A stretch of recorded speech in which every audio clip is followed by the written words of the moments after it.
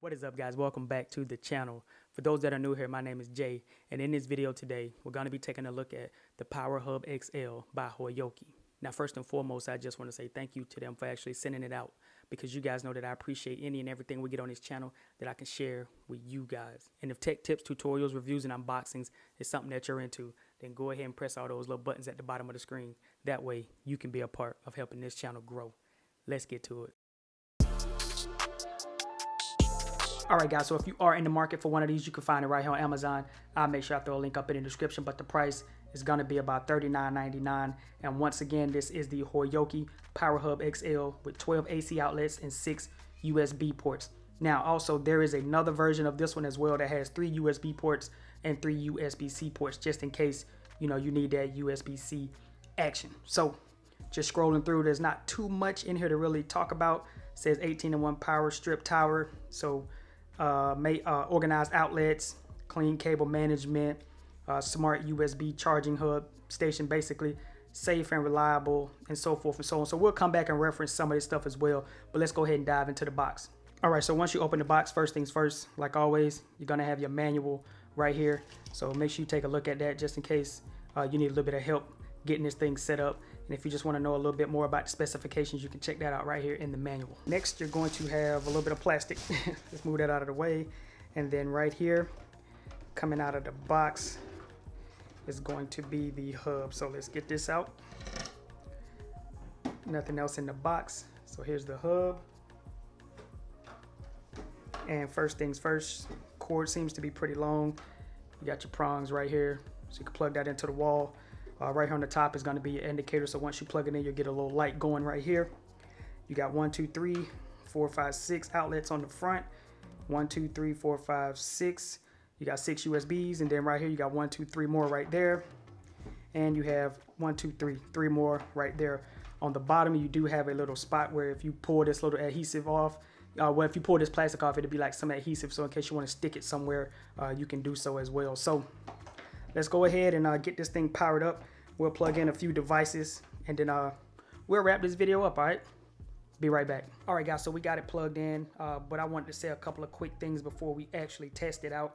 Number one is that the footprint on this thing is not too big. My actual studio monitors are a little bit taller than this, but it will sit on your desk. I think it can look nice on a desk, but I don't think that, if your desk is small, I don't think that this should be on your desk. I think it should be off to the side somewhere. But if you do have a bigger desk, I think that this will fit on your desk. Build quality on this thing, it does have a little bit of weight to it. It has a little bit of a plastic design, but overall, I think the build quality on it is actually pretty good. But like I said, I got it plugged in, so let's go ahead and power this up. So you just turn it on just like that, and you'll get like an indicator showing that it's actually turned on. Right here on the side, I have my charger right here, so I'm gonna go ahead and plug this into one of the USB ports right here. And as you can see right here, I'm getting a green light down at the bottom, and I'll throw my Apple Watch on right here so we can see it charge up. It should turn on here shortly. There it is. So my Apple Watch is turned on. I have the little speaker here with the LED light, if you guys don't remember that. So I'm gonna plug this in as well, see if we can get some action going on that. So let's plug that in. So if you look down here at the bottom right here, you can see the indicator going down here, so that's letting you know that this thing is actually charging as well. So we'll sit that off to the side. We slide this into the frame a little bit better than that. So we got this charging, we got the Apple Watch, we got that charging. So being that we got those plugged up, I'm gonna go ahead and plug in this as well. So we'll go ahead and plug this in, and we'll plug in the zero limit. As you can see, the zero limit is turned off completely. I'll plug that into the zero limit, and just like that, we're charging with the zero limit. So just that quick, let me slide this out the way. So just that quick, we have quite a few things going right here. We got the zero limit going. We got this light right here charging up, USB lamp.